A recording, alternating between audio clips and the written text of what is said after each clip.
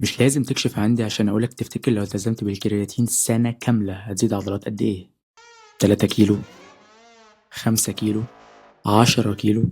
في خلال أول 4 أسابيع الميزان ممكن يزيد معاك لحد كيلو، بس استنى، دي مش ألياف عضلية لسه، دي مية اتخزنت جوه العضلة بس مش تحت الجلد. وده شيء كويس لأن الحلو هنا إنها مية مفيدة بتخلي العضلة شكلها أكبر وأقوى وبتحميها من الإصابة.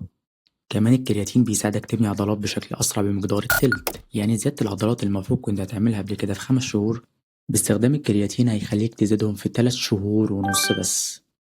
طيب بعد سنة كاملة استخدام متواصل للكرياتين، ده هيديك أفضلية زيادة حوالي من 1.5 ل2.5 كيلو عضل صافي زيادة عن اللي كنت هتعمله من غير كرياتين، وده رقم ضخم جدا في زيادة العضلات.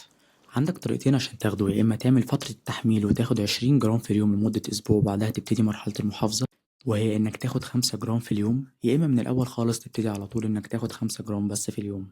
طريقة التحميل هتشبع عضلاتك بالكرياتين أسرع، ولكن على المدى البعيد الطريقتين هيعملوا نفس النتيجة في النهاية. الكرياتين مونوهيدرات هو الأكثر فعالية وأحسن امتصاص واللي معمول عليه أغلب الأبحاث العلمية. الأفضل إنك تاخد الكرياتين بعد التمرين في وجبة يكون فيها بروتين وكربوهيدرات بسيطة، لأن امتصاصه بيبقى أسرع بنسبة 60% مع ارتفاع الأنسولين وزيادة تدفق الدم للعضلات. وطبعا لو حبيت إنك توقفه مش محتاج إنك توقفه تدريجيا مع وجود سنين من الأبحاث اللي بتثبت إنه ملوش أي أعراض جانبية تذكر. الكرياتين دلوقتي مبقاش مهم في الرياضة وبس، ده أثبت إن ليه فوائد كتير جدا على المخ وتحسين الذاكرة بل والجهاز العصبي كله. لو استفدت ما تنساش تعمل فولو عشان تعرف كل ما هو جديد في عالم الرياضة وعشان تشوف الأجزاء الجاية.